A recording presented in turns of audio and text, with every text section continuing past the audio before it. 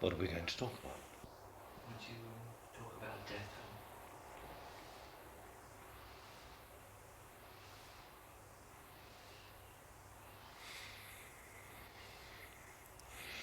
Would you like to talk about will? I'd like to hear what you might have to say these days about time. Time and the timeless. And how to bring the timeless into time.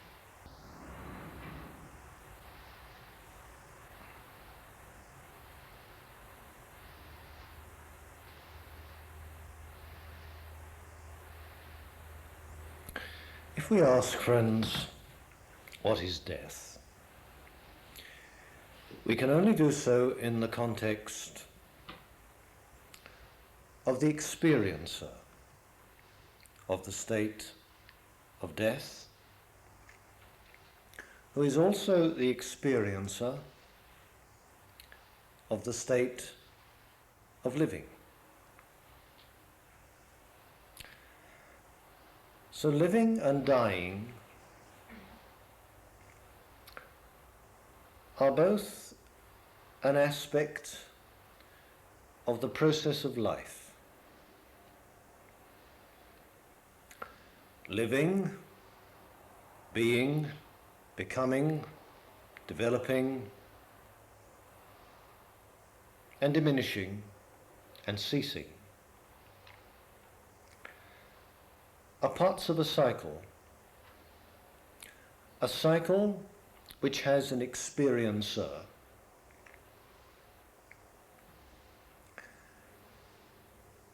and a cycle of which the experiencer is a manifestation of the one life.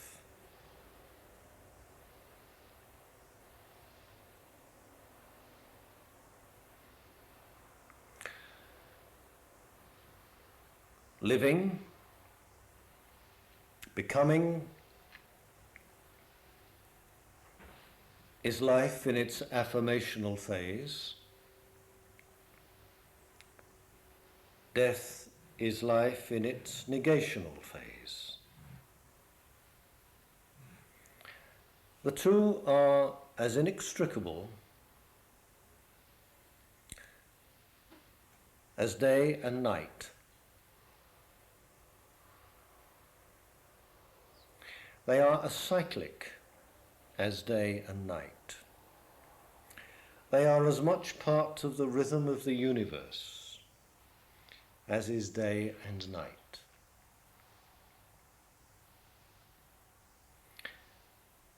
Becoming and non-becoming, living and dying, are aspects of a spiral of development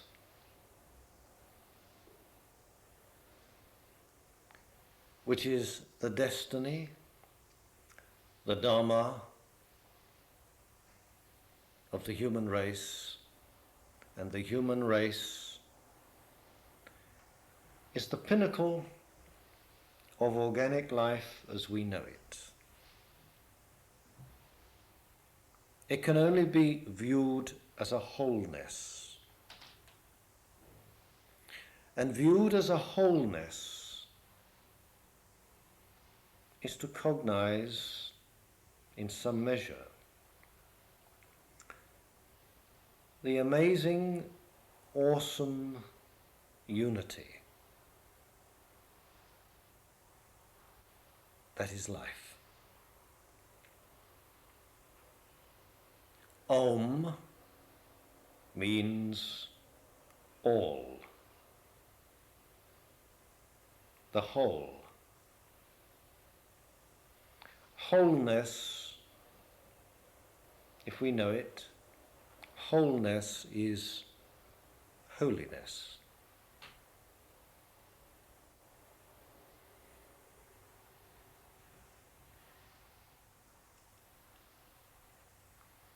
From life, that is the wholeness. There manifests the specific part, the specific entity, the specific identity that is self-consciously aware. That specific identity is the human being.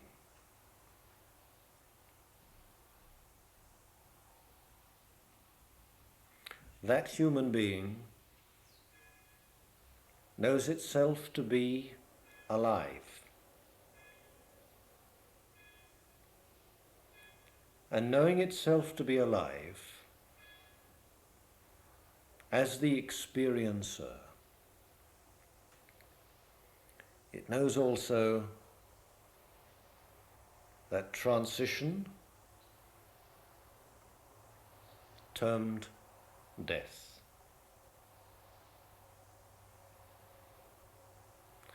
The one life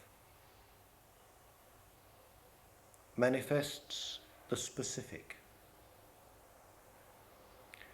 The specific undertakes its cycle of experience and returns to the unity of the totality.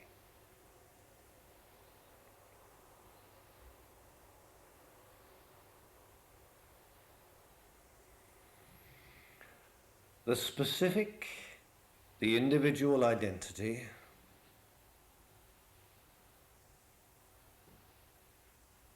is the ego. The consciousness state of the ego is termed in Sanskrit ahamkara, meaning I amness. I am specific consciousness.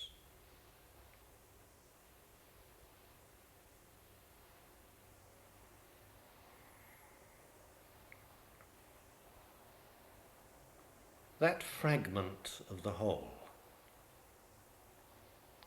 that is the emanation of the whole, that is spirit coagulating into substance, uniting with substance, igniting substance, fulfilling substance. That ahamkara, that I amness,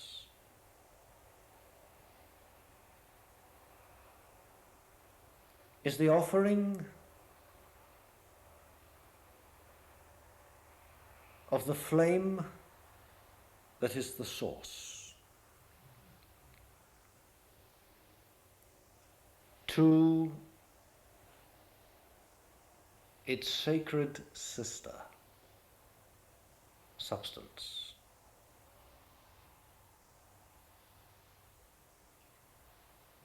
The one life extends itself into a polarity. The polarity of the one life is the flame and the coagulation of the flame, which is substance.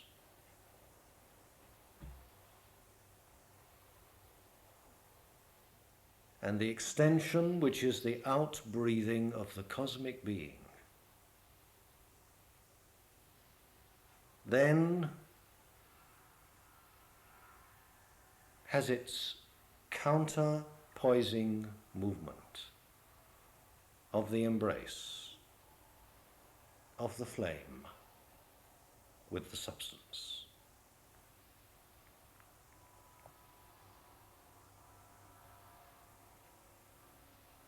From that embrace, which is the result of the coagulation of the flame of spirit into substance and the aspiration of substance to return to the source, as a cycle of the one being in rhythm in the one life, the one being in rhythm in the one life.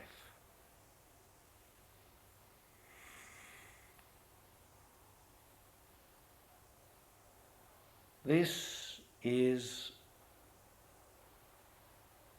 the offering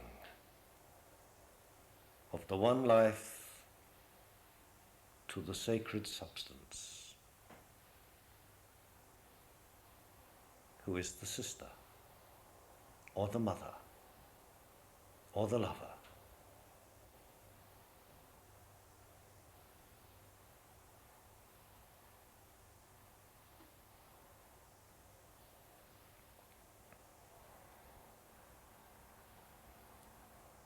The one life expresses itself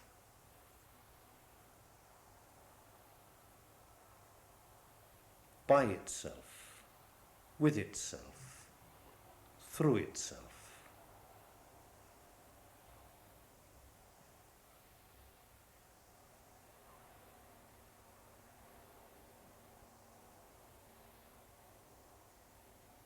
The one life offers itself and embraces itself, unites with itself, evolves of itself,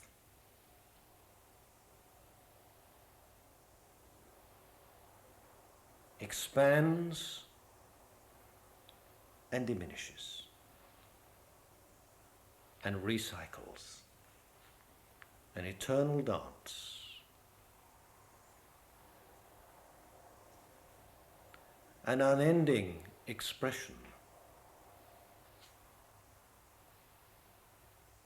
of the rhythm of the universe, fundamentally love.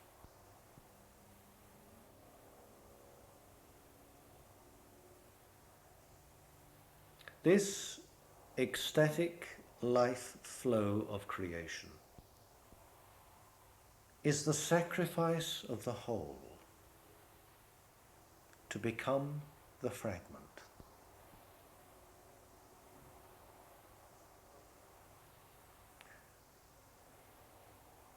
And the sacrifice of the fragment to grow, expand, aspire, and return to the source.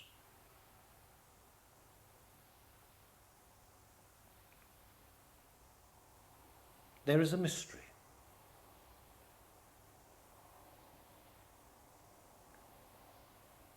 The limitation of the whole into a ray of itself, into a spark of itself.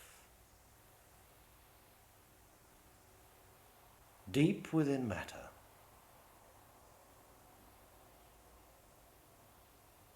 that is an apparent diminution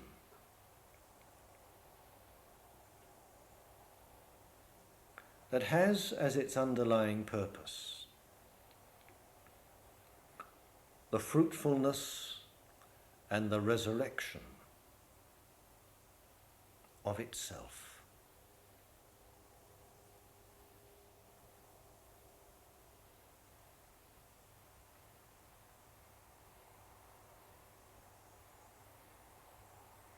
So that emanation of the one life, the Ahamkara,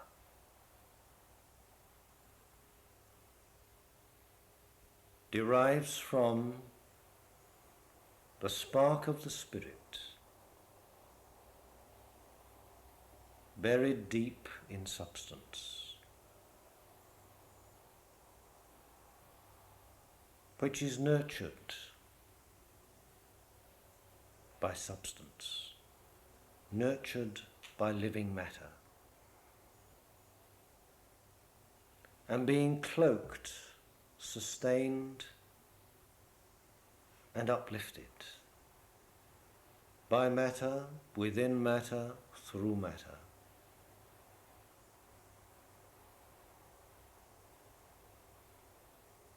There is then the evolving being that is the child of life, limiting itself, uniting with itself, uplifting itself.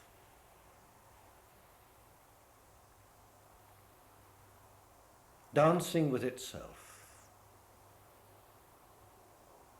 And this is the essential sacrifice of life.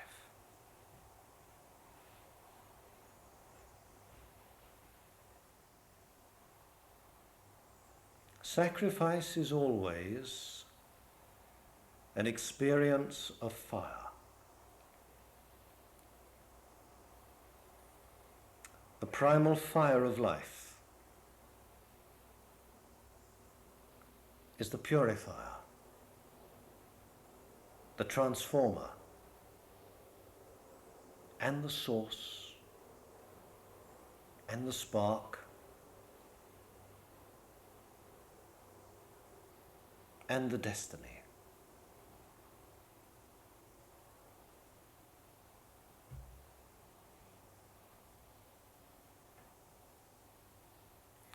The ahamkara, the ego, is an emanation of the one being that sacrifices itself of itself to itself for itself.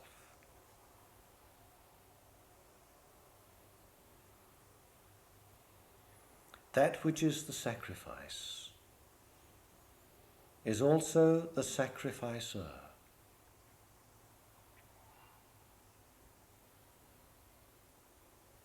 The flame of spirit that emanates the spark of itself, that passes through matter, is crucified within matter, aspires upwards through matter, resurrects, bringing matter with it in the return process to the source, and in the return process passing through the elements of nature, breathing the air of nature, being purified by the waters of nature,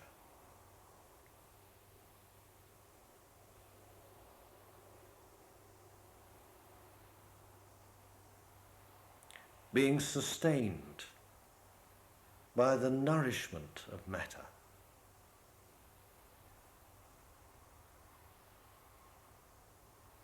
and being transformed in the purifying fire of spirit.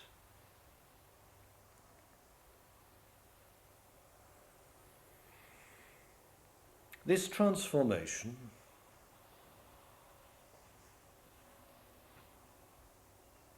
has the outward appearance of death.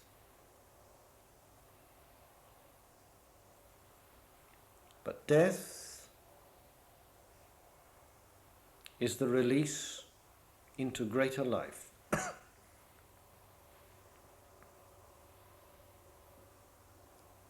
Death is the sacrifice of the fragment by the higher nature to the whole.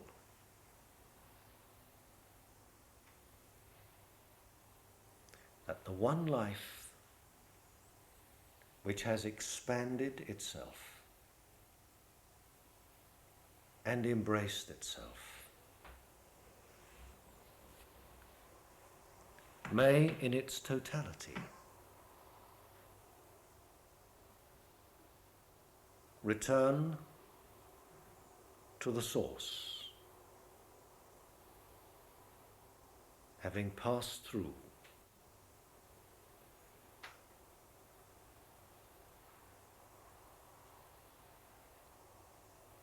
The emanation from spirit into substance and from substance into spirit.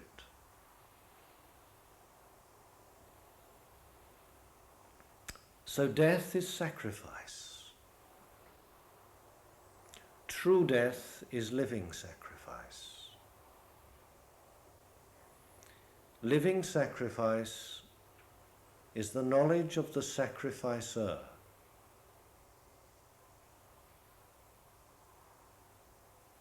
that the sacrifice is himself,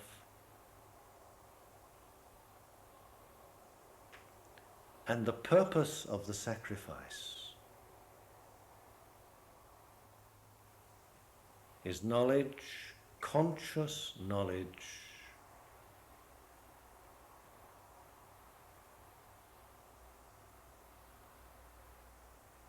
of the all,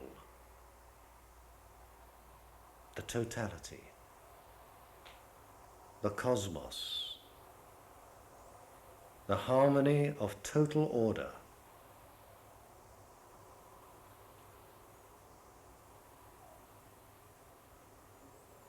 the indescribable beauty of conscious total life.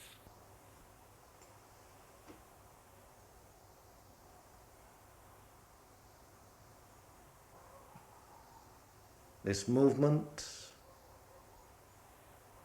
in sacrifice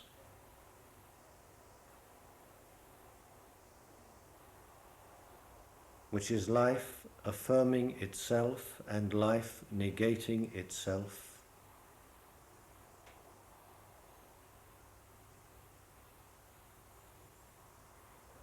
is the transition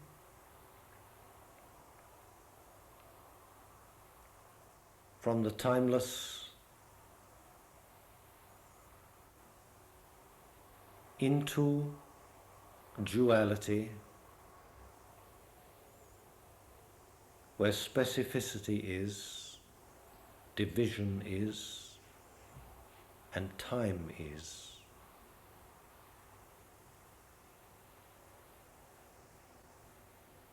Back through transcendence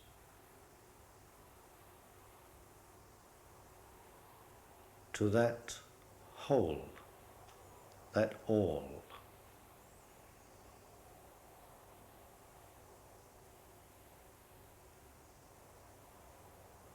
Where thought is not,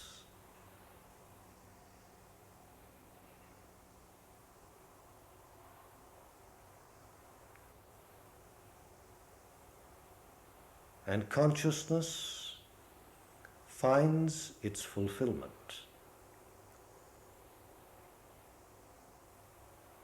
through the experience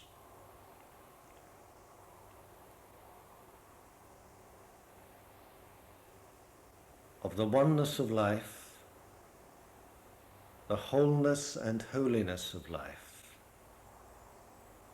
sustaining, nurturing, uplifting,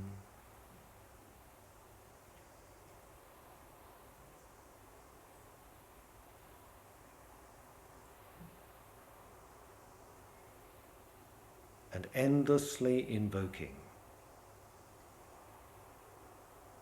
the higher expression of itself through the cycle of life, which is its own sacrifice of itself,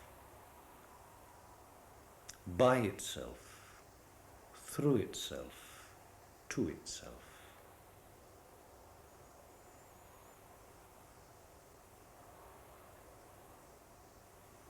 And in all this,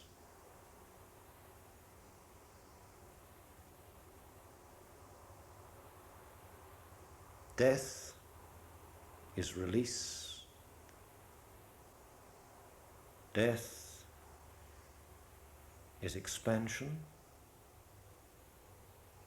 Death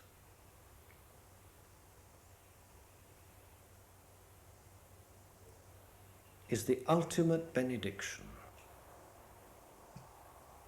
and the supreme teacher.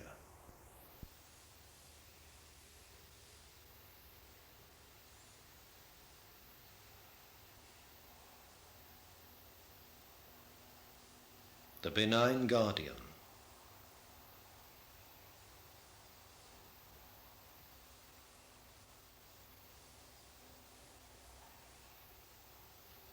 The companion of life.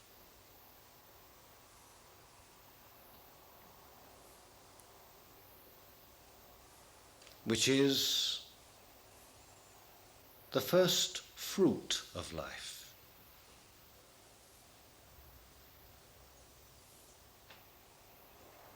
The first man in Hindu mythology to die was Yama, who became the Lord of the dead.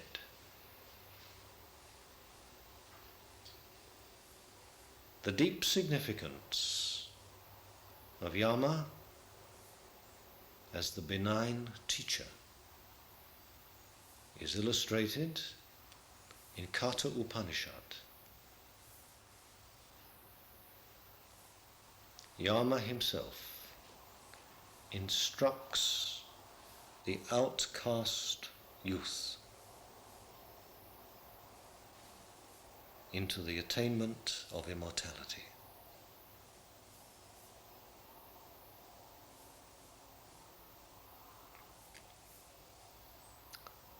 Death itself. If we are in right relationship with the sacrifice of life,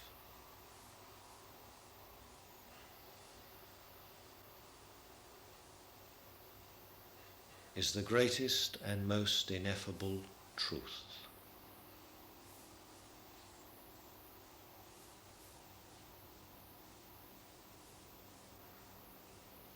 There is that in us which fears,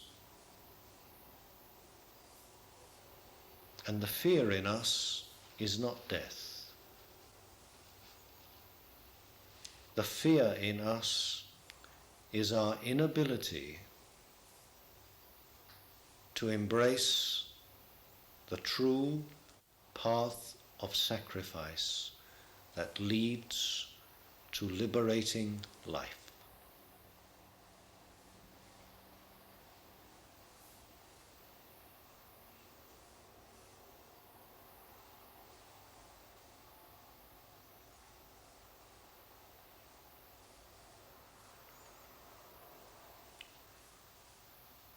Through meditation,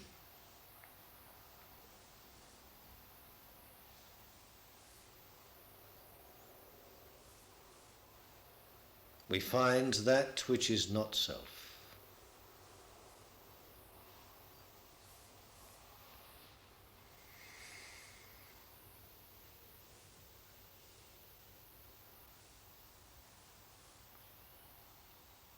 Through sacrifice, first of the greater life to become ahamkara, I-ness, and secondly of I-ness in order to return to the source. Through sacrifice, we find the sustaining fire of life. Through sacrifice, we find the ambrosia of the gifts of the inner life.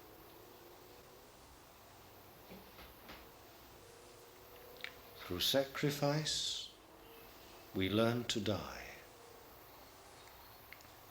And when we learn to die, we find life.